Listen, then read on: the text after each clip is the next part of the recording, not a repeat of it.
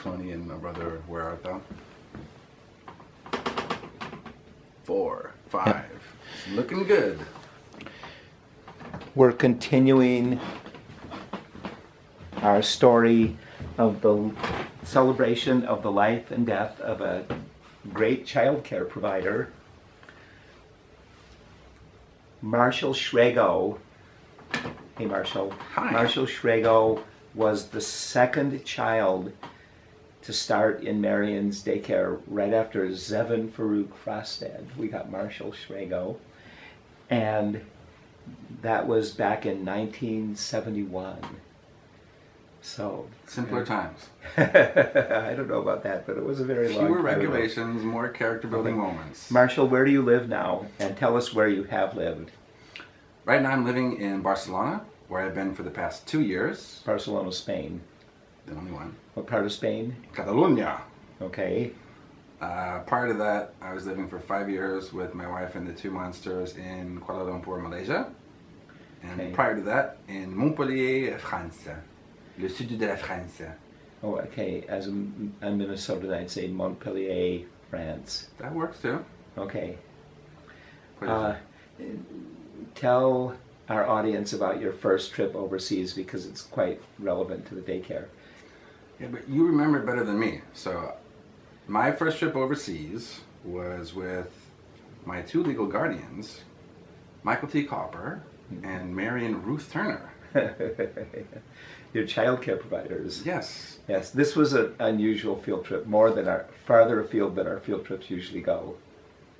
Lots of camping, sometimes field trips out of state, state forests, state parks, but this one was all the way to England and France and points beyond. Okay, and now how many languages do you speak, roughly? Or give us examples. Je suis français, donc je parle français. I have double nationality. I'm a French citizen. Yes. I have property in France. I've lived there for the majority of my adult life. Recently moved to Barcelona, Catalonia, España. So I speak Castellano, which is Spanish. Mm-hmm. And yo parlo una mica català. I speak a little Català. I need to learn more because that's what my daughter is learning in her public schools. Okay. I also speak Malaysian, Indonesian, and bits and flecks enough to order drinks and confuse people in other languages. Today with my mother, we talked a little bit in Mandarin with the guy that was there. If I go to Greece, I can confuse people. Swedish, German. Swedish, German, Arabic too, right? A little Arabic. Arabic, just enough to get in trouble, yeah. Okay. And again, tell us about a few of your jobs. I'm trying to show the audience that you have been many places and seen a great deal of the world. Right. So after I graduated with a BA from the University of Massachusetts in Amherst, Mass. in French and linguistics, soon after that I moved to Montpellier, France, where I was a student and a teacher. So I taught English to Frenchies of all ages and levels, from preschool to elementary to primary, secondary, retirees, professionals. That was for a long time. After that, I needed to make money because, let's face it, teachers don't make a whole lot of money. Everywhere. So I moved into computers and the internet and marketing, and I've been working with startups since then.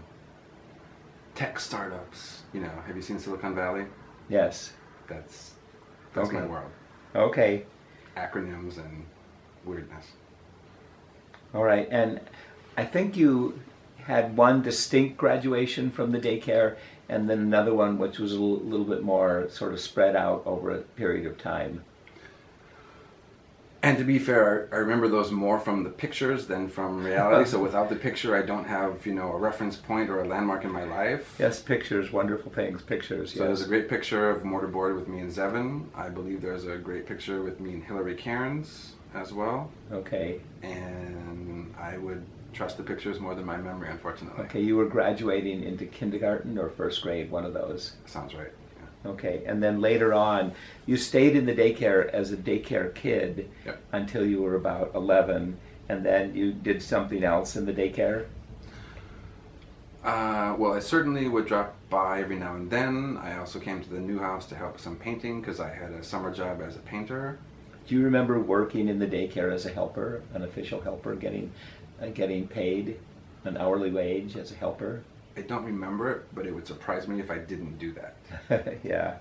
Yes, you were one of the very first kids. Since then, most of the children who graduated from our daycare, who left the daycare, were then rehired as informal helpers, what the licensing people said was okay, as long as we didn't leave them in charge of any children, they were allowed to help. And then kids have become legal assistants. They're teenagers and they're assistants, and they take required training. And we did that with a great many children in the daycare because the parents weren't ready. The parents weren't ready for the children to be out in the world on their own as soon as the children thought they were. Or back home. Right, yes. Tell me some recollections of activities you did in your more than 12 years at Marian's and my family daycare home. Oh gosh, there's too many to recall. The ones that stand out, there's just a truckload.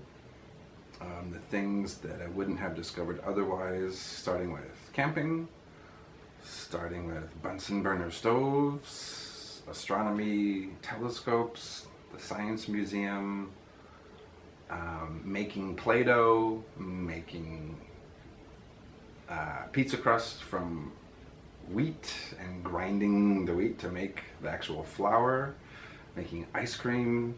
We made you grind your own wheat, huh? Yeah. Oh, Good harsh, stuff. harsh. Stuff.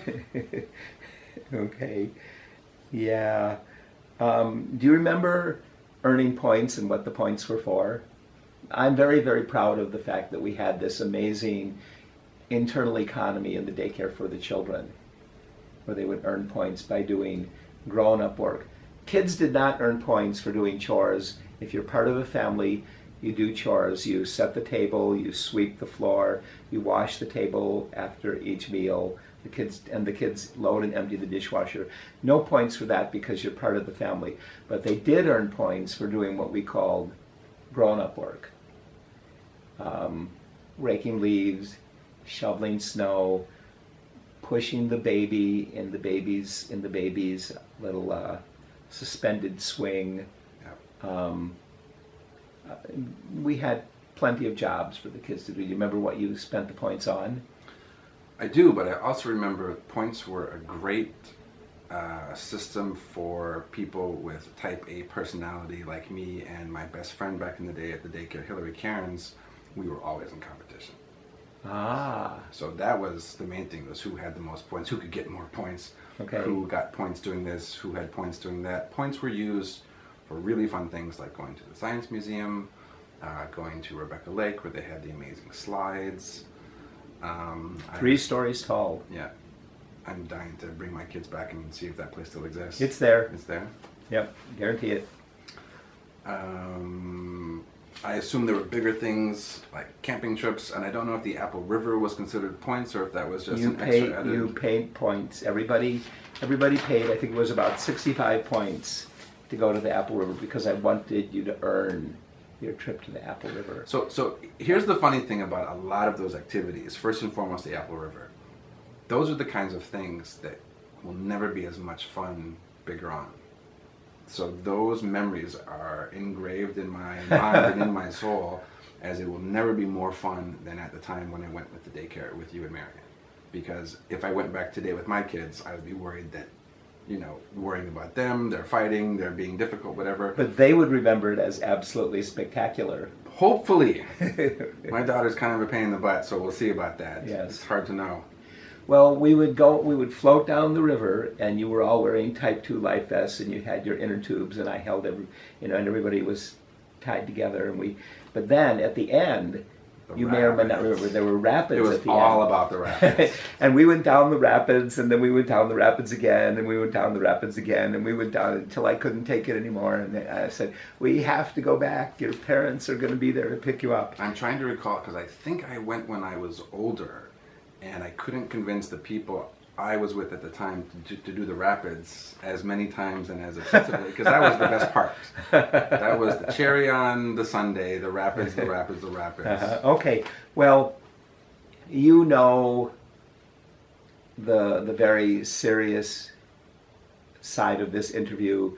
Yeah. Marian died just before you got here, and our daycare has been closed for just about 2 years now. A few days over 2 years today, just 2 years and a few days. And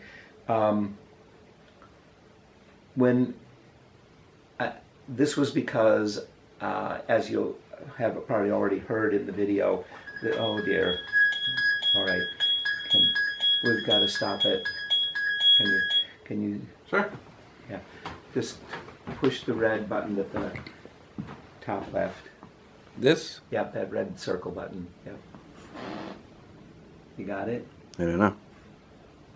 Yeah, it stopped. It did? Yeah. We're 11 minutes in. Says it's running. I have to push it hard.